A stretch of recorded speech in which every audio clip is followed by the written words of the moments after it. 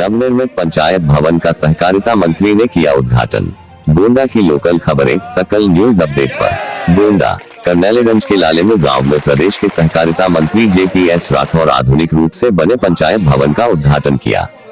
दरअसल एक दिवसीय गोंडा जिला में आए के दौरान प्रदेश के सहकारिता मंत्री JPS राठौर ने शनिवार को करनेलीगंज के लालेमू गांव में पंचायत भवन का उद्घाटन किया। साथ ही निकाय चुनाव को लेकर उन्होंने कहा कि भाजपा चुनाव के लिए हर समय तैयार रहती है। उन्होंने केजरीवाल को लेकर कहा कि वो वही अपनी पकड़ बना पाए हैं जहां कांग्रेस की सरकार थी। उत्तर प्रदेश में उनकी नहीं चल पाएगी। बताया जा रहा है कि निकाय चुनाव आते ही नेताओं के दौरे प्रारंभ हो गए हैं। इसी क्रम में उत्तर प्रदेश के सहकारिता मंत्री JPS राठौर गोंडा के दौरे पर थे।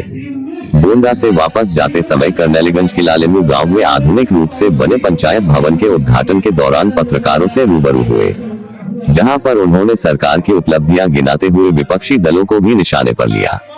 भाजपा के अंदरूनी खींचतान को लेकर उन्होंने कहा कि सभी कार्यकर्ताओं को संतुष्ट किया जाएगा और निकाय चुनाव पूरी ताकत से लड़कर विधानसभा की तरह ही जीत हासिल की जाएगी। इस दौरान सभा कक्ष में बिजली की बार आवाजाही से मंत्री थोड़ा असहज दिखे, लेकिन टार्च की रोशनी में कार्यकर्ताओं को संबोधित करते रहे हैं। सुनिए संबोधन सहकारिता राज्य मंत्री उत्तर प्रदेश सरकार JPS राठौर ने क्या कहा।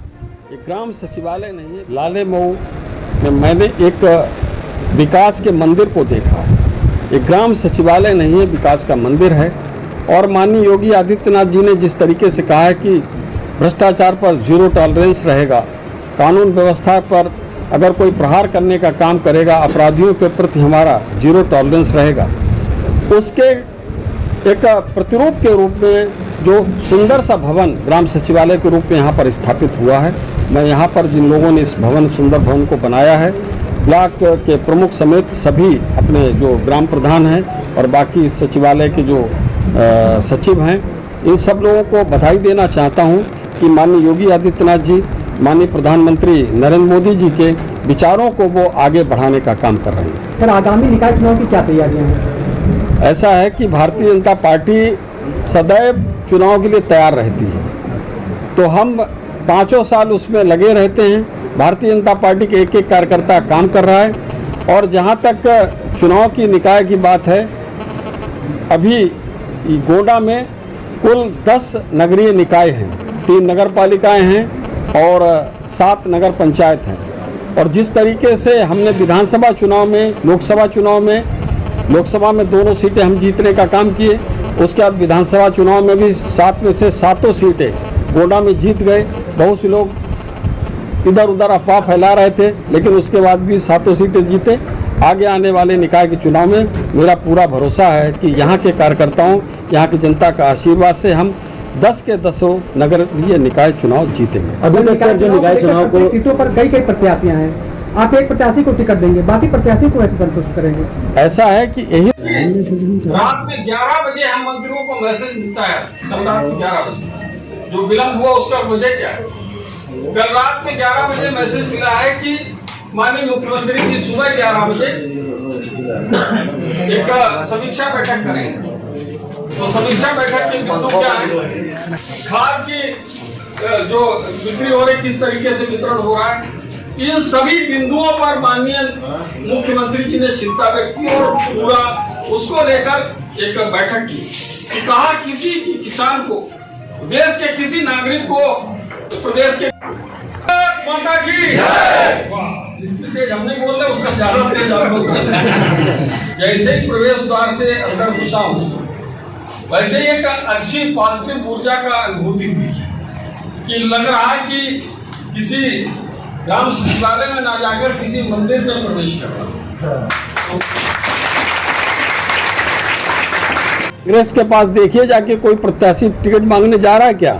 तो यहाँ ज़्यादा प्रत्याशी हैं, इस बात का प्रमाण है कि भारतीय जनता पार्टी में ही ज़्यादा संभावना है जीतने की। तो ये अच्छा सेंस है। बाकी भारतीय जनता पार्टी में विधानसभा चुनाव में भी 7 विधानसभाएं थी, तो उस समय भी बहुत से प्रत्याशी हमारे पास हर विधानसभा में थे, लेकिन फिर भी हमने एक को टिकट दिया और सभी लोगों ने उसमें सहयोग किया। हमारे सभी कैंडिडेट जीते। उसी तरीके से हम बाकी सब कार्यकर्ताओं का कहीं न कहीं संयोजन हर किसी का करेंगे। हो सकता है आज कोई कार्यकर्ता हमारा नगर पंचायत का अध्यक्ष ना बन पाए, नगर पालिका का अध्यक्ष ना बन पाए, आगे आने वाले समय में वही कार्यकर्ता विधायक बन जाए, सांसद बन जाए, तो वो अपने समय का इंतजार करेगा और निश्चित रूप से पार्टी उसके बारे में अच्छा सोचेगी और उसका अच्छा स्थान समायोजित किया जाएगा। सर, निकाय चुनाव को लेकर अभी तक क्षेत्र में जो है वो सपा का ज्यादा वर्चस्व रहा है, तो इस बार भाजपा क्या करेगी अपने कैंडिडेट्स के लिए? ऐसा है कि भारतीय जनता पार्टी इस बार पूरी रणनीति के साथ ये चुनाव लड़ने जा रही है और जिस तरीके से हमने बूथ प्रबंधन को अपना मजबूत किया है और नीचे की रचना को सही करने का काम किया है, आज भारतीय जनता पार्टी के पक्ष में पूरा वातावरण है और नगरीय निकायों के लिए बहुत बेहतर काम भारतीय जनता पार्टी की सरकारों ने, चाहे सड़क हो, खड़ंजा हो, नाली हो, इसको बनवाने का काम किया है, स्वच्छता पे बहुत ध्यान दिया है। तो इस तरीके से और बहुत ज़्यादा बात यह है कि जो लूट तंत्र का हावी होता था उसको बहुत हद तक नियंत्रित करने का भी हमने काम किया है। तो इसकी वजह से जनता निश्चित रूप से भारतीय जनता पार्टी के पक्ष में मतदान करेगी और भारतीय जनता पार्टी जीतेगी। सर, आज हिमाचल प्रदेश में मतदान हो रहा है, गुजरात में मतदान होने वाला है, दोनों प्रदेशों में भाजपा की क्या स्थिति है? ऐसा है कि आप देख रहे हैं कि जब हम रामपुर लोकसभा जीत चुके हैं, आजमगढ़ जीत चुके हैं, अभी गोला की विधानसभा जीत चुके हैं, तो कहते हैं कि जो बटोरे में चावल होते हैं एक दाने से समझ में आ जाता है।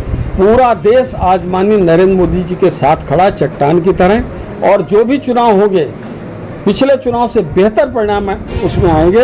हिमाचल प्रदेश में पिछले से ज़्यादा सीटें आएंगी और गुजरात में तो मैं वहाँ पर एक जिला में मुझको लगाया भी गया है और 2 बार मेरा जाना हुआ, 14 तारीख फिर से जा रहा हूँ। तो गुजरात में इस बार record seat Bharatiya Janata party को मिलेगी।